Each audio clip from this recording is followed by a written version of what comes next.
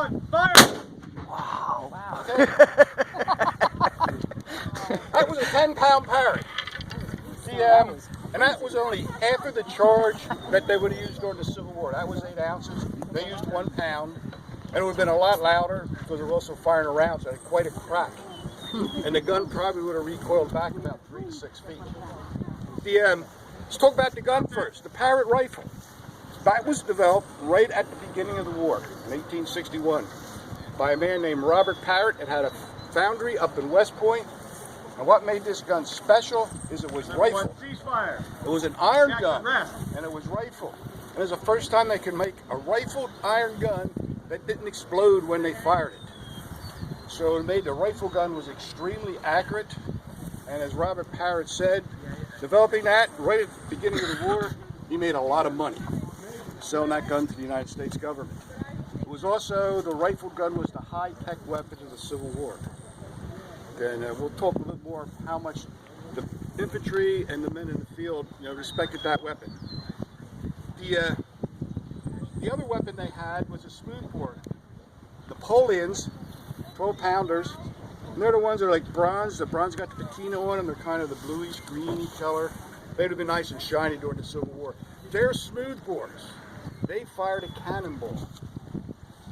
They didn't have the long-range accuracy that the rifle gun had.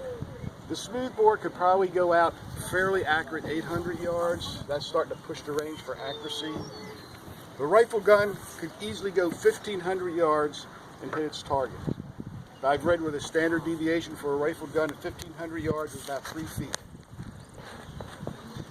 The smoothbore was about 16 to 20 feet. So that gives you an idea of the difference. And you might say, well, why would they even use a smoothbore gun? Because they were extremely great anti-personnel weapons. They would fire something called canister. We'll talk about that ordnance. It turned that gun into a shotgun. It was a smoothbore. At 600 yards out, they could start ripping infantry apart. And that's why they did love their Napoleons. Let's talk a little bit about the organization of the battery. This is one gun. U.S. battery had 6 guns with their limber. Attached to the front of that limber would have been 6 horses. Now they spread these guns out. If they were in battery, they would spread about from where that gun is right there out to that fence. That would be the footprint of the gun spreading out. And they divided a 6-gun battery into sections. Each section would have 2 guns. Nothing moved in the battery without the limber. That's this vehicle back here with 2 wheels.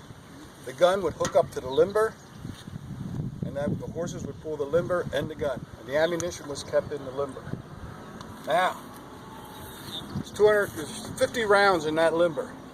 Where would they get the rest of the rounds? They had caissons that traveled with each gun. And the caisson, again, was pulled by a limber with 6 horses. It also had 3 ammunition chests. The one was on the limber and 2 in the caisson.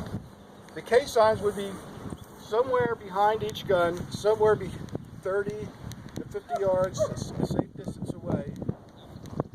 So now you've got a battery that's spread about 100 yards wide and starts going about 50 yards deep. So you can see it was a lot of movement out there. We were talking about 96 horses between the officers, the sergeants, and the artificers who were mounted.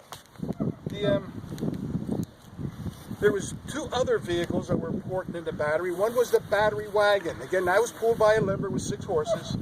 The battery wagon had all the tools that they needed to make repairs in the field. So that was an important vehicle, and that would be way back there. And the other one, you have all these horses, they had a traveling forge. You had to shoe the horses, so they had a forge that went right along with the battery. And one thing I do want to note, talk about the horses. The artillerymen, these guns here, they walked, they didn't ride horses. They would walk, they would run when they're going in the field. They would run in. It's not very comfortable riding on that limber because there's no springs on it. I've been on one, it's not comfortable at all.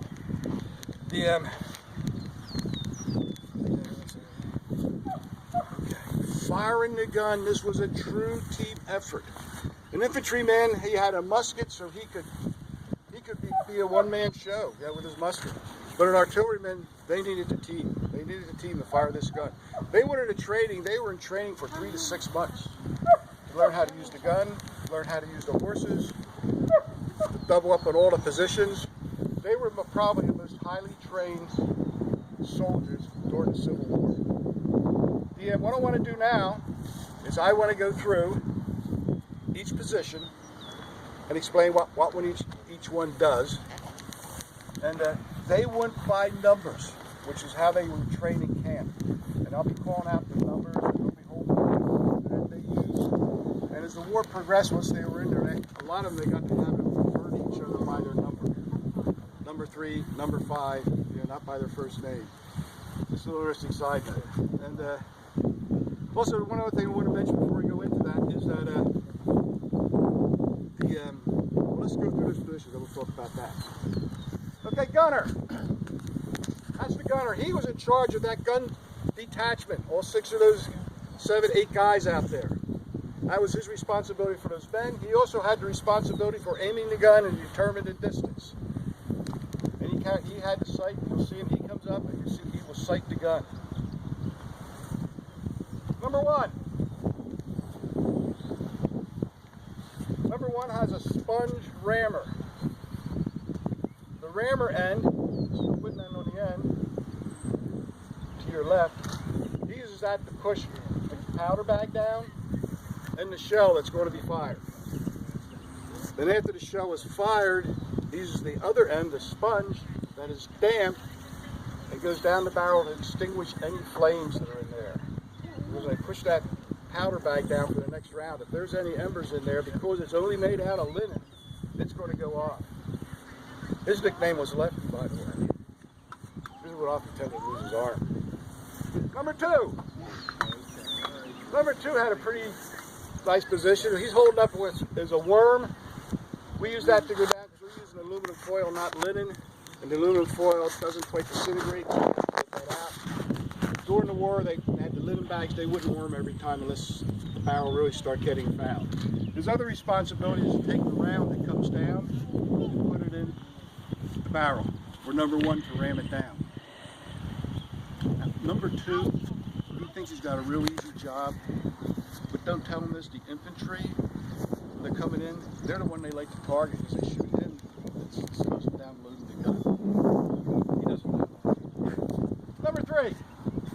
Number 3 has the responsibility of piercing the powder bag. Once that bag is inserted down the tube, at the top of the tube there's a vent at the breech. And he takes a priming wire, which is a brass wire, and it pushes that down and he pierces that linen bag and exposes the powder.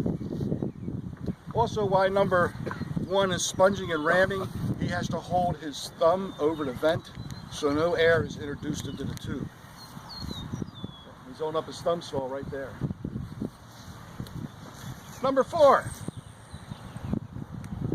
Number 4 has a lanyard, and at the end of the lanyard is a friction primer. His responsibility is to insert that friction primer in the tube and then extend the lanyard out, and when his command is given to fire, he pulls that, and that has fulminate of mercury. It's a brass tube, very small, fulminate of mercury like a match, a little bit of powder. So when that spark goes off, that goes down, introduces a charge into the powder, and boom. Number 5. Number 5 has a haversack. He runs whatever ordnance the gunner calls for. He goes back to the limber, he brings that up, and he takes it up to number 2. Again, he thinks he doesn't have to do a lot of work because he's just running back and forth, but guess who the infantry likes to target? Number 5 rather, because you knock him down, now they can't get the ammunition up there.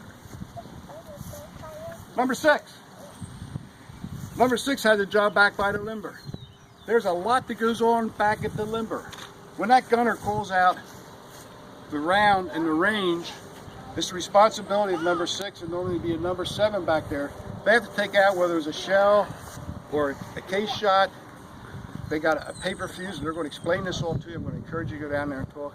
He has to cut a paper fuse to the right length so when that shell goes down there, it explodes exactly when that gunner wants it to explode.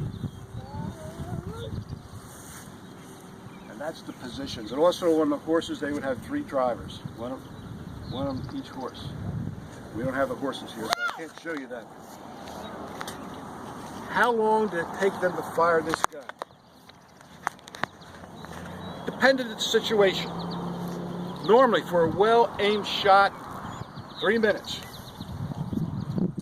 From the time they fire that gun to the time they fire it again, 3 minutes. And they were almost pretty much ordered by Henry Hunt, who was in charge of the Federal Artillery, to make sure they take what a lot of batteries had a habit of doing in the beginning of the war. They went out there, they said, hey, we fire all our ammunition. Okay, we're done for the day. We'll go back and resupply. Run off their positions. So their commander, Henry Hunt, said, well, you're not going to do that anymore. You're running out of ammunition. You're just going to stand there. I expect you to take well-aimed shots. And when you think about it, the gunner has to see what was the effect of his last shot. Did he have the range right? Did he have the elevation right? Does it make any adjustments there based on the weather? And the gun recoils. It weighs 1,500 pounds. Those guys had to push it back, let's hit the battery. So they had to take that and push that gun back in place. So all that is going on. So a well-aimed shot takes 3 minutes. Now, the infantry comes in, and on rare occasions a battery was ordered to stand its ground. They would go to canister. The canister would turn this gun like Napoleon into canister, and then they could get a shot off probably every 30 seconds if they wanted to, or sooner. They would even stack that ammunition right by the wheel. They would take it up. They would even sponge, put it in, just fire it. Because now the infantry is within 300 yards, and they're picking you off. That's well within musket range.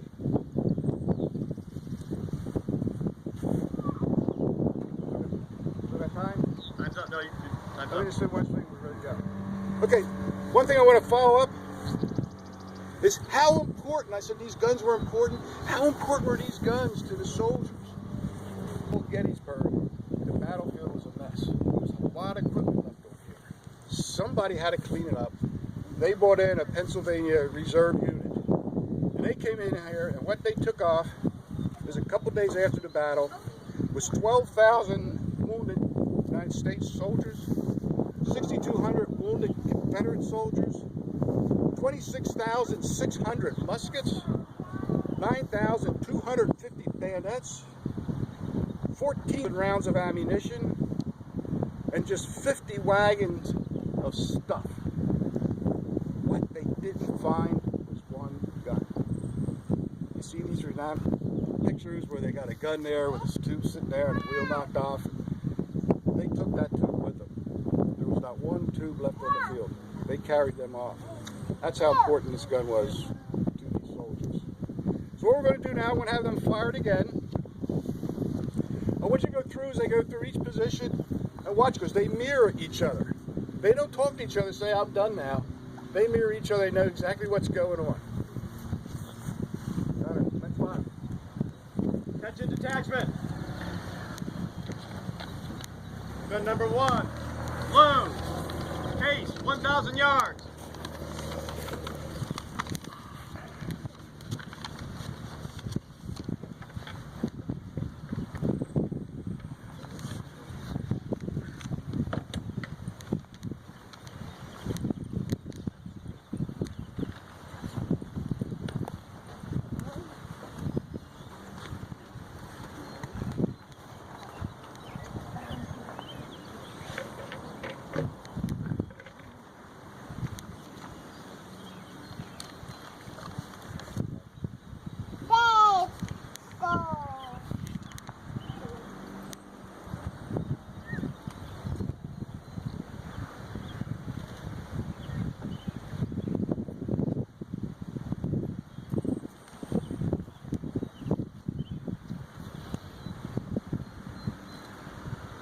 Ready.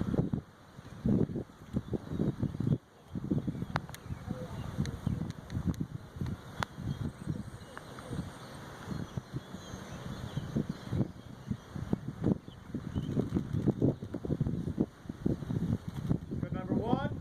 Fire!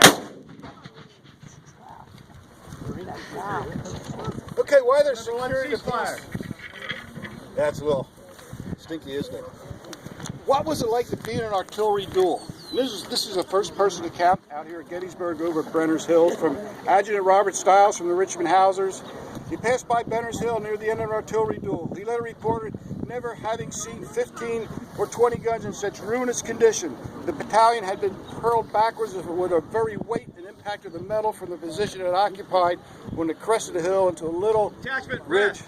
and the saucer back in the depression behind it. And such a scene it presented. Guns dismounted and disabled carriages, splintered and crushed, ammunition chests exploded, limbers upset, wounded horses plunging and kicking, dashing out the brains of the men, tangled in a harness, while cannoneers with pistols were crawling around through the wreck, shooting the struggling horses to save the lives of the men. So that was what the result of the artillery duel. Peace is secure. Okay, I encourage you to go down, go to the limber, go to these guys, ask them any question you want. They know the answers. Trust me, they know their stuff.